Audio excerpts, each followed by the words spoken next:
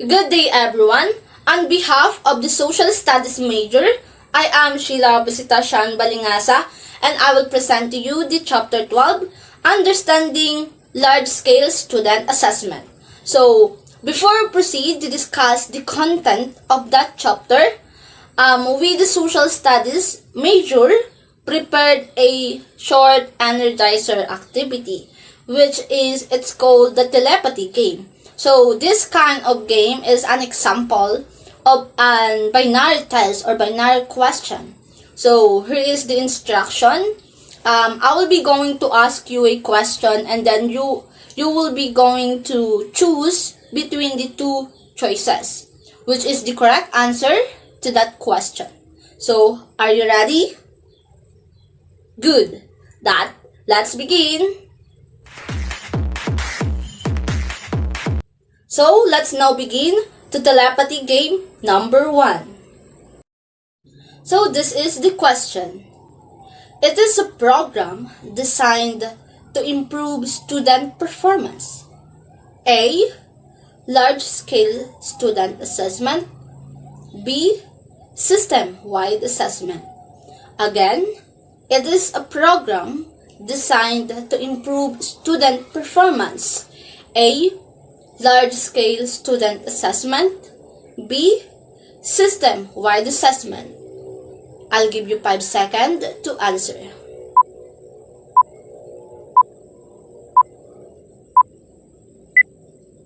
What is your answer?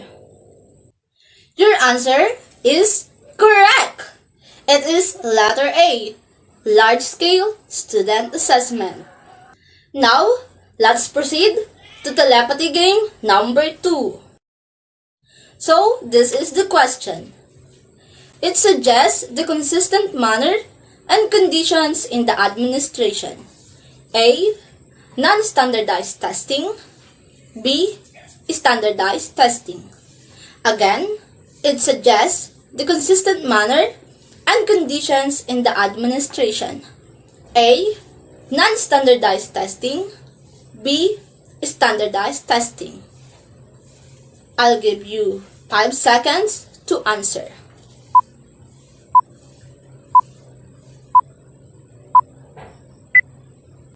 What is your answer? Your answer is correct.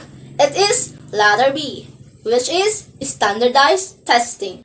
Now, let's proceed to telepathy game number 3.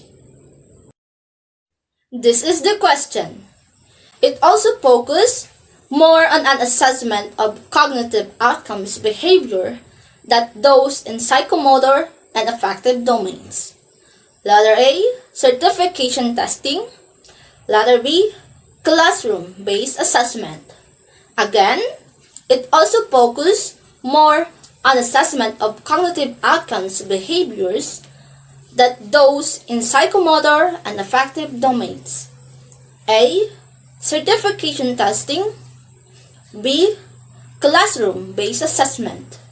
I'll give you 5 seconds to answer.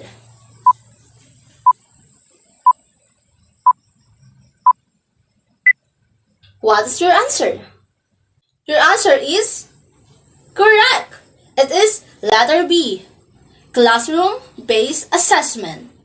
Next, let's go now to telepathy game number 4. Here is the question. It suggests a specific purpose for assessment.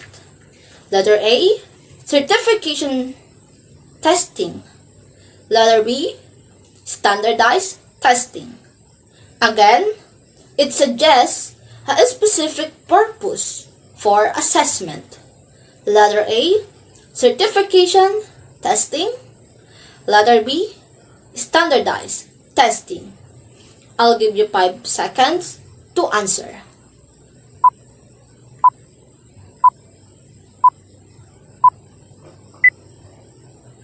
What is your answer? Your answer is correct. It is letter A, certification testing. Now, let's proceed to the last question.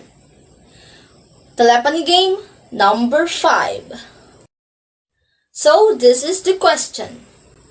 It suggests the participation of all schools which are part of a system. Letter A, system-wide assessment. Letter B, classroom-based assessment. I'll repeat. It suggests the participation of all schools which are part of a system. Letter A, system-wide assessment. Letter B, classroom-based assessment. I'll give you 5 seconds to answer.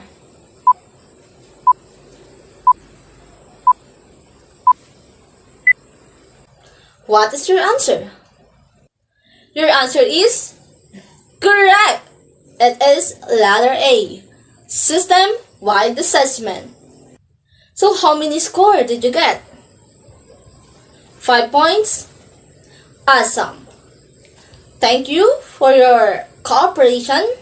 Now, we will proceed to discuss the Chapter 12, Understanding Large-Scale Student Assessment. So, let's begin now to discuss the Chapter 12, Understanding Large-Scale Student Assessment. It is prepared by Social Studies major. So, this is our intended learning outcome, or the ILO.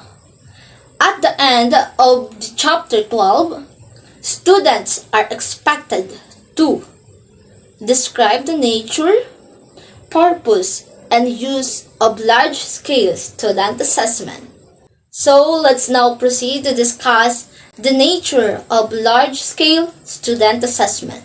So first, what is large-scale student assessment?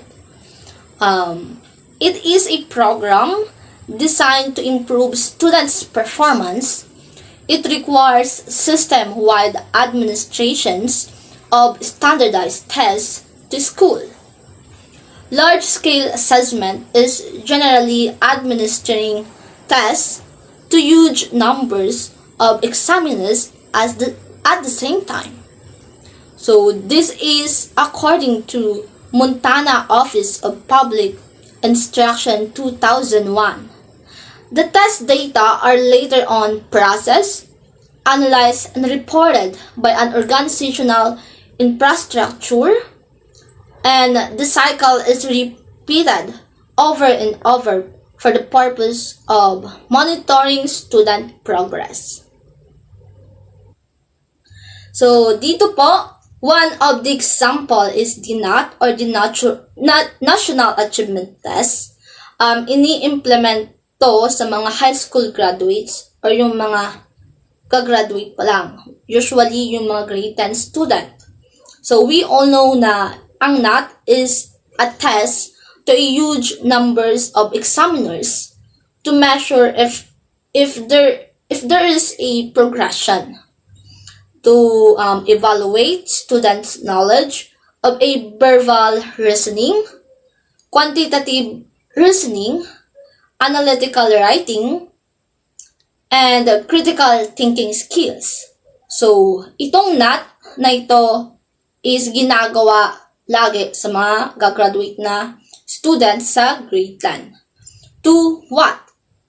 To monitor if there is a progression to them. So, let's take a look at the history of the large-scale student assessment movement in different countries.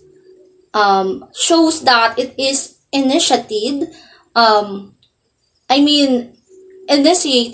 by a felt need to raise the quality of education, improving student achievement in government-controlled public schools. So the compelling national policies encourage system-wide assessment of schools to determine whether students are meeting the standards set for their achievement and to provide stakeholders information for improving student achievement. And it was made to align with standard-based reforms in education. So currently, LSA or large-scale student assessment is now being utilized by educational system as a means to assess and monitor growth of students in all schools within a defined geographical area and to openly report such results to the public. So this geographical area, and this has further awake policymakers and to use LSA to drive educators, schools, teachers, and students become accountable for improving student achievements. So accountability then has become a major concern for LSA in examining the degree to which educational standards are being reached by the system. So large-scale assessment has been referred to in the literature using different terms. The system-wide assessment, standardized testing, the certification testing, and the large-scale annual assessment. So later on, the next reporter will discuss to you the other LSA using different terms. First, I will discuss to you the system-wide assessment. So system-wide assessment suggests the participation of all schools which are part of a system. So it examines the quality of learning assessment and the extent to which it is embedded into an education system and acts as an effective contributor to the improvement of learning outcomes. So that's what be all. Thank you. Standardized testing suggests the consistent manner and conditions in the administration, scoring, and interpretation of assessment tools. Sabihin dito, dapat ang gagawing assessment ay may standard, tapos may conditions. Then, ang certification testing naman suggests a specific purpose of assessment. Ano ba ang purpose ng assessment na ito? Then, ang large-scale annual assessment suggests frequency of scheduled school assessment. Dito naman ay dapat kapag magkakaroon tayo ng assessment or pagsusulit ay kailangan na naka-schedule or dapat may date may binigay na date ang iyong instructor or teacher bago tayo magkaroon ng pagsusulit. Good day, I'm David Kimroy and Sermona. Large-scale assessment and classroom-based assessment, or LSA and CBA. Letter A. LSA and CBA can be both designed and used for norm reference assessment and criterion reference assessment. As previously discussed in earlier sections, one purpose of CBA is for ranking and comparing students in class. On the basis of their test scores, students' overall standing in class is known and report as part of the grades. Both CBA and LSA are similarly interested in knowing to what extent students have mastered the expected body of knowledgeable and competencies being assessed. This criterion reference approach informs the instructional decisions of teachers and the students. Letter B. Content of LSA and CBA tools are both aligned to the curriculum and specific learning outcomes, with assessment of learning as a primary purpose of students' assessment. The main source of test content are the intended learning outcomes within the context of subject matter areas in the prescribed curriculum of the schools. Letter C. Involvement of teachers in the preparation of the assessment tools. Although LSA is a greater number of teachers in the development process, both levels of assessment rely heavily on experienced teacher in selecting the instructional outcomes to be tested. In CBA, classroom teacher may seek collegial advice of his or her peers in determining content of summative tests that may be administered to one class or to classes of the same grade level in the school. Letter D. Selected response format. Like multiple choice and binary choice items are commonly used. These two lend themselves efficiently to objective scoring, reviewing and revising of items taught, items analysis, and establishing psychometric integrity of the test. With LSA being administered to large population, use of machine scoring for multiple choice item facilitate fast interpretation and release of the result. Letter E. Assessment is more focused on cognitive instructional outcomes. Both LSA and CBA, without fully intended to be so, often measure those learning outcomes that lend themselves to testing formats. Selected response and constructive response types, performance-based formats which can be utilized to assess non-cognitive behaviors, are less frequently used for this purpose. This is actually a criticism received by standardized testing applied in LSA. That should be all. Thank you. Good day everyone, I'm Michael Barcenas and today I'm going to continue the discussion about large-scale student assessment and classroom-based assessment. So for letter E, assessment is more focused on cognitive instructional outcomes. Both LSA and CBA, without fully intending to be so, often measure those learning outcomes that lend themselves to testing formats, like for example, selected response and constructed response types. Performance-based formats, which can be utilized to assess non-cognitive behaviors, are less frequently used for the purpose. This is actually a criticism received by standardized testing as applied in LSA. Bill Ayers, an educational theorist, also quoted, "Standardized tests can't measure initiative, creativity, imagination, conceptual thinking, curiosity, effort, irony, judgment, commitment, nuisance, goodwill, ethical measure, or a host of other valuable dispositions and attributes. What they can measure and count are isolated skills, specific facts and function, content knowledge, the least interesting and least significant aspects of learning."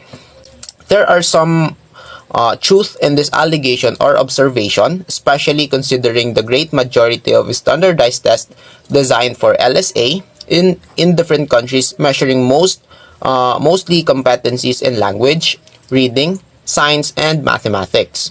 However, with the right intent and resources, assessing psychomotor and affective behaviors for LSA is no longer far from happening. Classroom-based assessment now delves on these types of non-test assessment. In fact, current assessment reforms applied in classroom gave emphasis on authentic performance-based and portfolio assessments for learning outcomes focused on problem-solving, critical thinking, and creative thinking. Hello, good day everyone. By the way, my name is Julina and I am tasked to discuss the use of large-scale student assessment. When we say large-scale student assessment, is for certification and admissions, is practiced in different configurations by educational institutions all over the world. the underlying assessment concepts behind large-scale assessment or LSA are closely related to those of classroom-based assessment or DCBA. So, number one is some LSA programs make sure of high-stake testing which define a student's entry or non-entry to a desired advanced level. So, the following are the purpose of large-scale student assessment. First, we have here, letter A, grade-level standardized test of achievement administered at major transitions, points which students have to pass before proceeding to the next higher level. So, this is the demand or influenced by the British system of educations. So, the second one is letter B, examination given by secondary school before graduation to certify students' readiness for college level. So, dito nga, sinasabi dito na nire-require nga ng secondary schools na magbigay ng examinations before graduation to assure that the students are ready or have enough knowledge before receiving a diploma from schools, and if the students ready to step up to the college level. Letter C, senior students taking a national achievement test at a scheduled time with their obtained scores spelling admissions or non-admissions to tertiary institutions of their choice. So dito, only those who reach the prescribed standards of institutions can be admitted. So letter D, admission to state colleges and universities in Asia requires passing a standardized entrance examinations, and the obtained score determines the course or campus the student can be enrolled in. So passing with additional examination after admissions can also have opportunities for advanced accelerated work. Letter E, admissions to graduate programs in most universities in the US requires passing a quality examination. And lastly, letter F, certifications of second language proficiency required by many higher education institutions from non-English speaking applicants. So that's all. Thank you. Good day everyone. I am Raymart Ursulada and this is the continuation of Julina's report. Number 2. Another purpose of LSA is monitoring and judging progress student performance for evaluate purpose and research. In letter A, many countries use a national examination as their barometer on how their students are performing along desired competencies in different subjects areas and at different level across time. Karamihan sa mga bansa ay gumagamit ng pambansang examination upang matukoy ng mga guro kung hanggang saan ang kakayahan ng bawat estudyante. Next is letter B. LSA is also triggered by policies initiating standard-based reforms in educational to improve student performance. So the next one is letter C. At the international, since there are standardized examinations developed to monitor changes in educational achievement in basic school subjects over time. In number 3, standardized tests have also been developed for screening and diagnostic purposes. There are those which have been reported as being able to identify developmental delays in a young child's development. So, good day everyone. I am Rona Baita and I am going to discuss about the value added of LSA. So, as you can see in the previous slide that was discussed by my group mates is they tackled about the purpose and mission of large-scale assessment or what we call LSA. So, on the next slide is we will discuss further the other value added of LSA. So, the first one is, according to Crowdwell, LSA can promote an evaluation of the effectiveness of education and programs implemented in schools. So, another purpose of LSA is ma-assess kung effective ba yung mga policy, practices, and curriculum na ginagamit ng mga schools. Kasi kung maganda yung pamamalakad or sistema ng school is magre-reflect yon sa mismong performance ng student sa assessment. So, one of the example of large-scale assessment na nag-a-assess ng mga performance ng iba't ibang school is yung National Achievement Test or NAT na na-encounter natin nung elementary tayo. So, second, LSA can provide information to the general public on how schools and students are performing. So, for example, is yung licensure examination for teacher or LET. So, ang LET is one of the example of large-scale assessment. And instrument din siya para malaman ng karamihan kung anong school ba ang may magandang performance and kung mataas ba yung passing rate nila compared to the other school. So, like yung BCC. So, every time nalalabas yung result is matataas yung number of students ang pumapasa.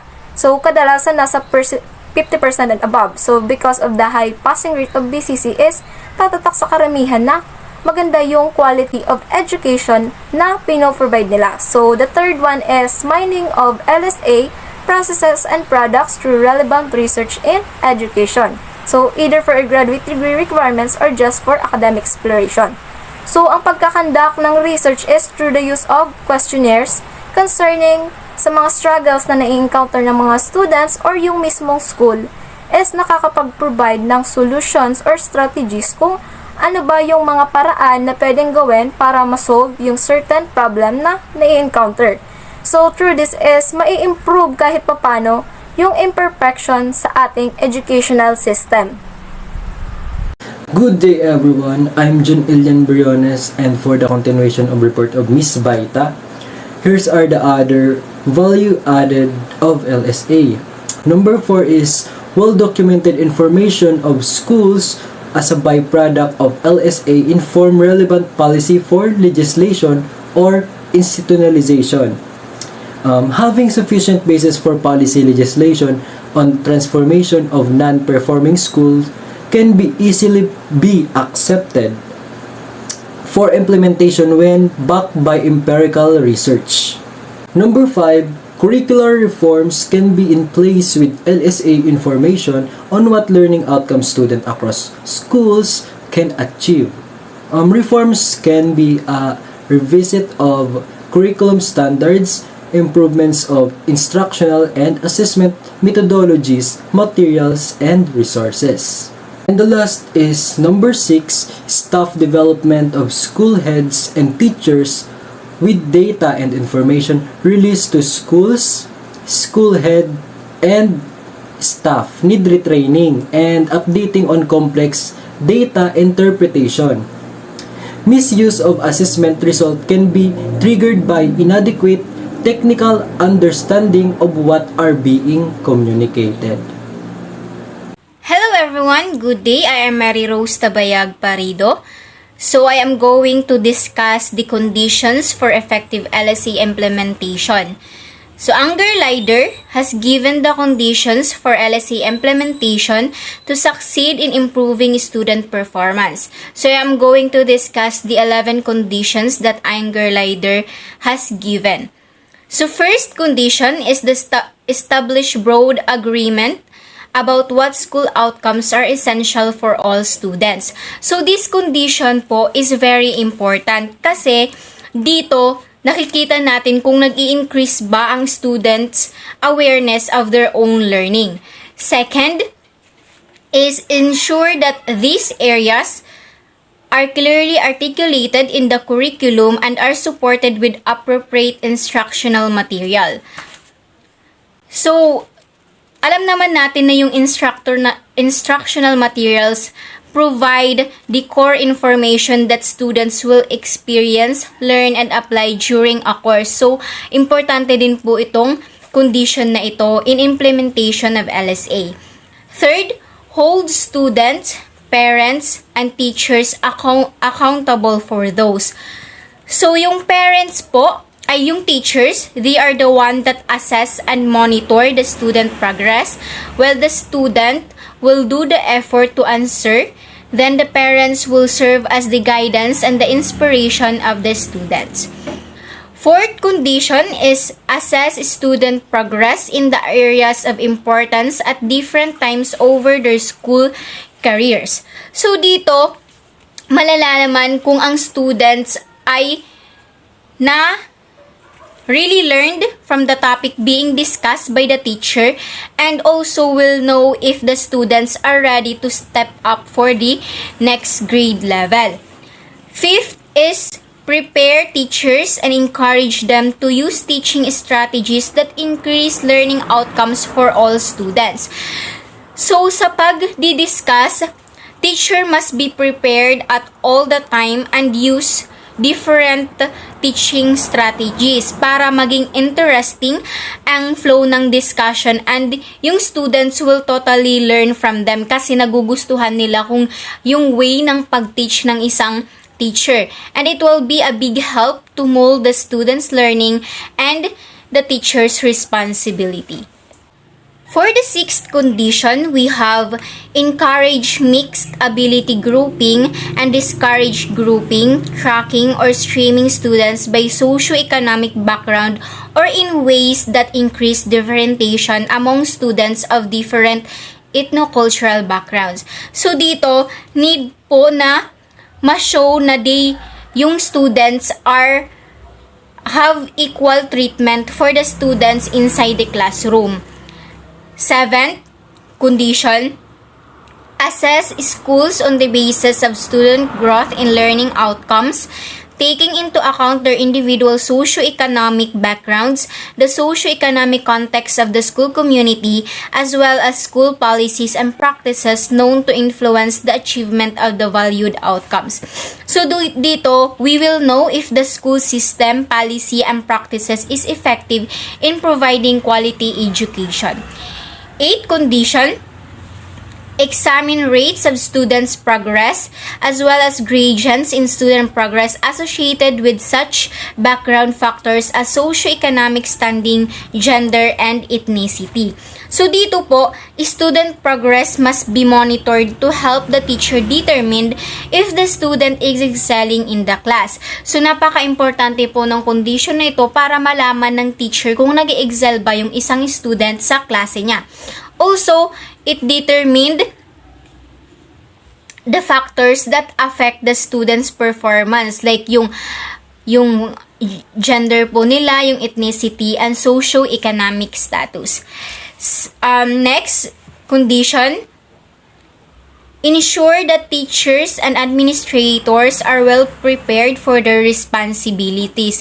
So dito po, napaka-importante din po na yung teacher and administrators, alam po nila and well prepared po di sila dun sa mga responsibilities na kailangan nilang gawin para sa students and the school. And need po nila na mag-focus for their preparation around the responsibilities and the learning of their students. And dun din po sa progress ng school system. And yung school as a whole po. Next, counter misuse of the results of large-scale student assessments in the media and elsewhere. So dito po, nag-help ito ng students being aware in the media sa mga nababasa nila sa media, mga ganon. Dito, natutulungan talaga yung students para alam nila kung ano yung dapat gawin sa mga nababasa nila sa social media. Next is, the last condition is to provide teachers with adequate time to individually and collectively interpret data for the purpose of improving instruction. So kapag binigyan yung isang teacher ng adequate time para ma-accomplish yung mga data, importante din po yung ganitong conditions para naman po malaman yung time management ng isang teacher. Yun lang po. Good day everyone, I'm Igan Polibermas. To continue the lesson, I will discuss the milestone that must be accomplished for LSA to get implemented in higher education. higher education has likewise been motivated in using large-scale assessment to monitor student performance.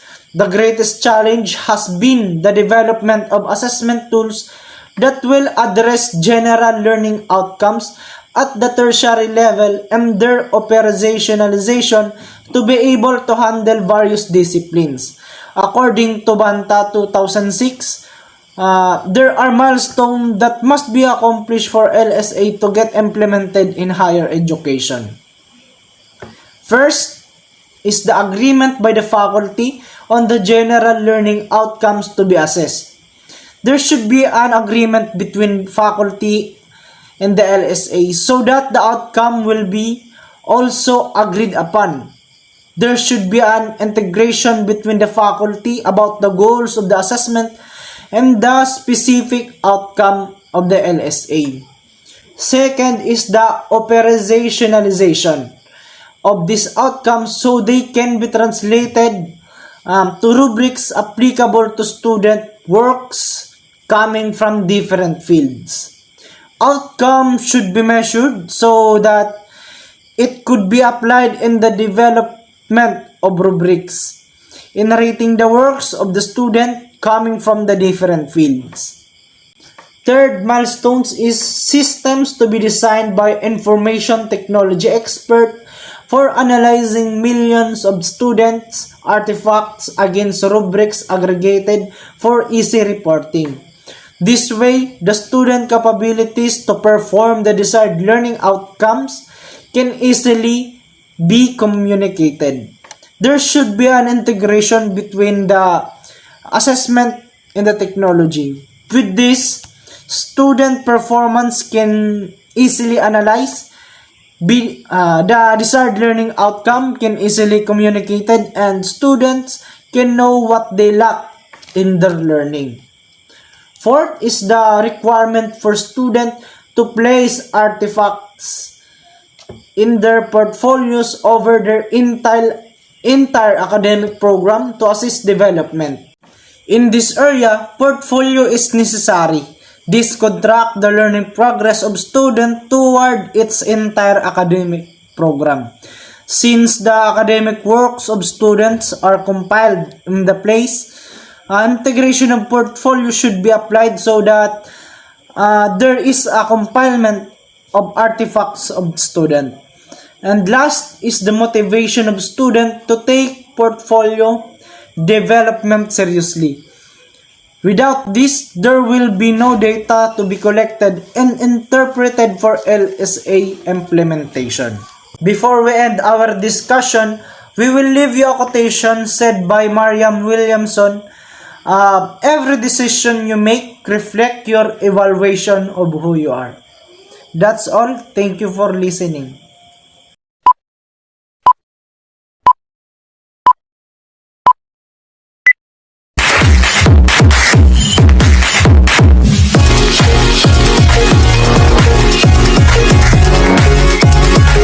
Answered by our group.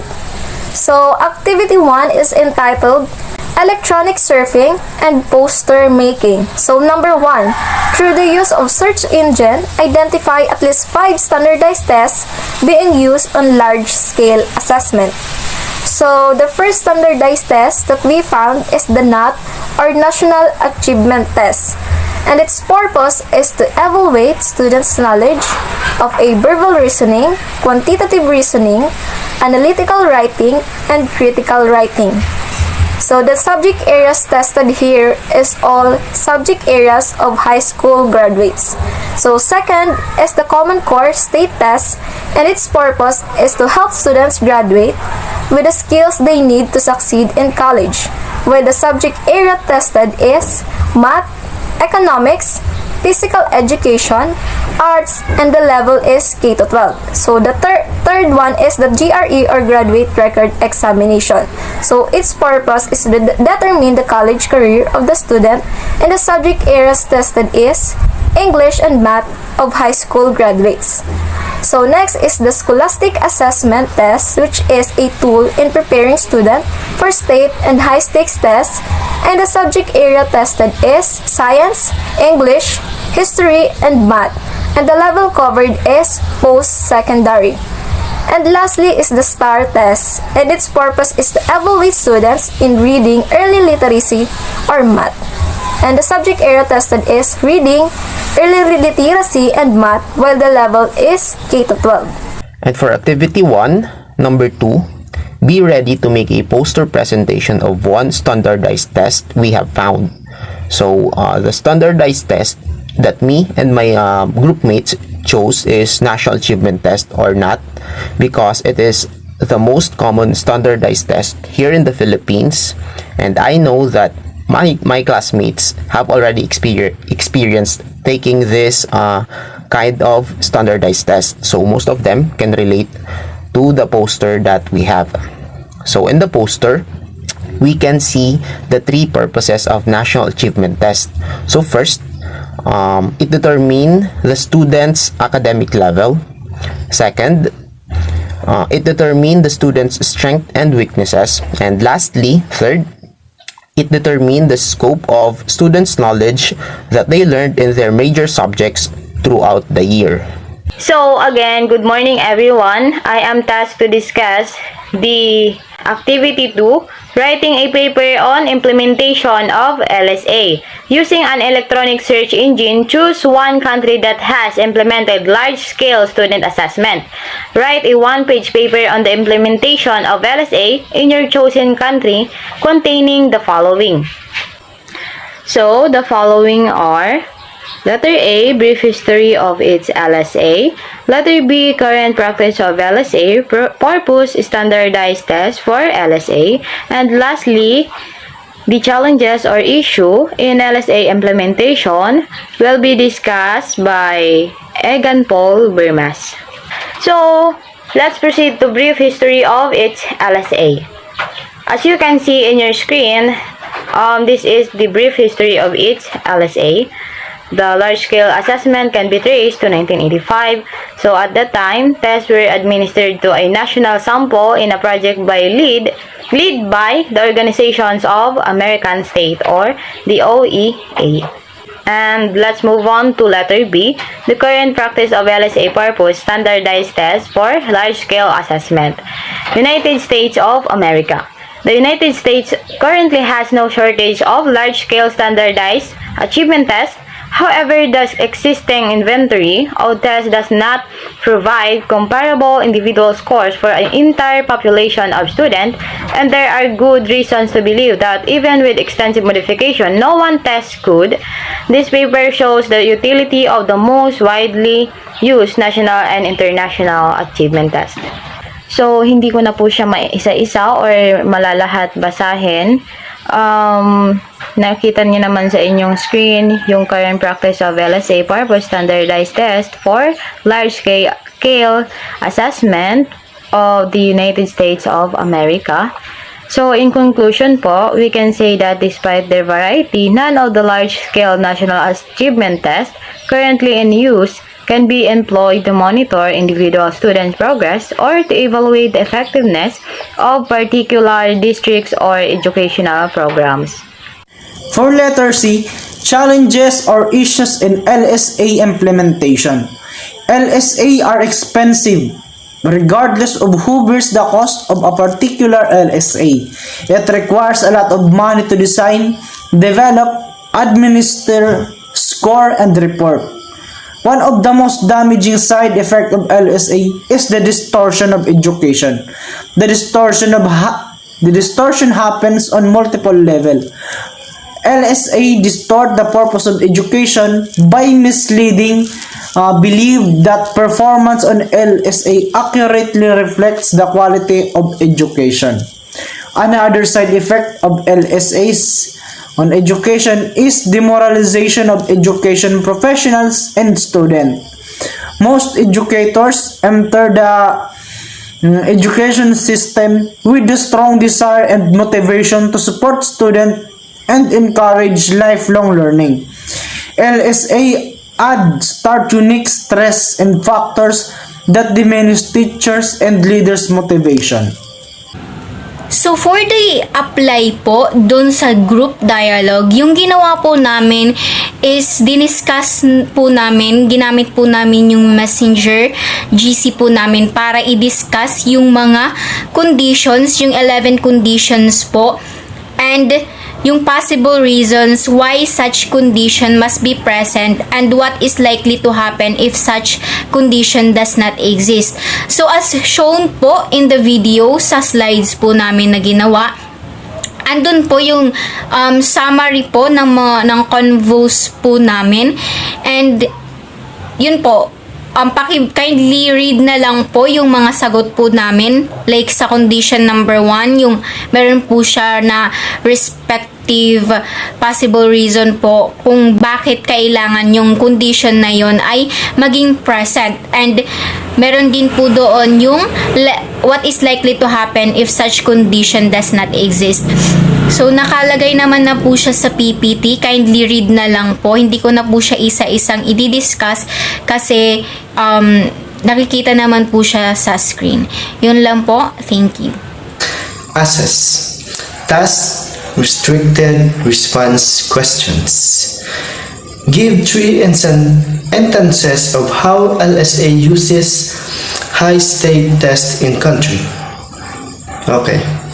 Grade level standardized test of achievement administered at major transition points which students have to pass before proceeding to the next higher level. This is done in countries influenced by the British system of education.